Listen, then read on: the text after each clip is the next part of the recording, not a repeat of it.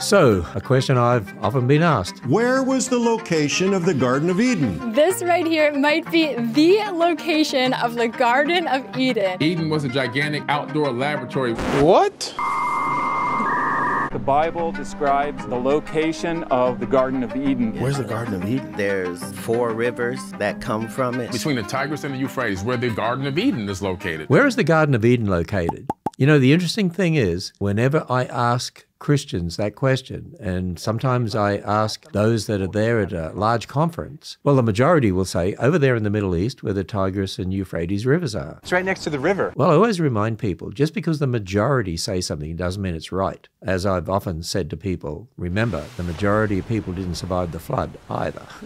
They certainly were wrong in their rejection of God's word. The Garden of Eden could not have been in that area we today call the Middle East, where the Tigris and Euphrates rivers are. Let me explain to you why. First of all, what is the description of the Garden of Eden from the Bible in Genesis 2? There was 4 rivers from one source. That is not what we see over there in the Middle East today, where the Tigris and Euphrates rivers are. That's number one. Number two, underneath that area today, where the Tigris and Euphrates rivers are, there's thousands of feet of sediment with fossils in them, dead things. So if you're saying the Garden of Eden was there, you're saying there was all this death already in existence under the garden. The Bible makes it clear that death is a result of sin, and we would say that those layers with all those dead things in, those fossils, that's from the flood of Noah's day. And that's the third point I want to make. Noah's flood was a global event. Have you ever seen what a local flood can do? It's destructive.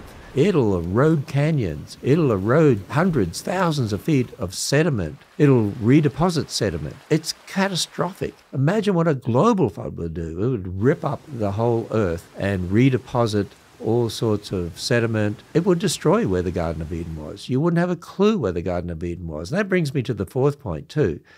And that is, on day 3, when God made the land to appear, it says that he gathered the waters together into one place. So presumably, the land was in one place. We believe there was one continent before the flood that split up probably during the flood, towards the end of the flood. And what we're seeing today is just residual movement. But the continents were catastrophically split up. We wouldn't have a clue where the Garden of Eden was at all. And you know why this matters?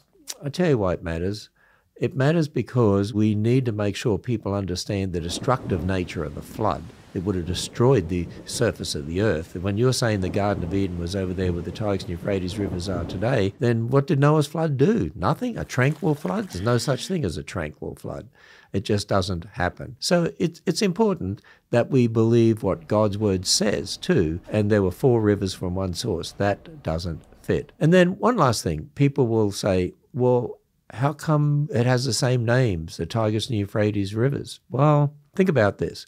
When people went from the old world to the new world in Australia, they used some of the names from the old world over there in England in the new world in Australia. The same happened in America. We even have the New England states. And so don't you think that when Noah came from the old world to the new world, some of those names they'd used previously, they could use in the new world as well? Well, there are many great questions related to the Garden of Eden, and many that can be answered with a plain reading of the text and following through to the logical conclusions.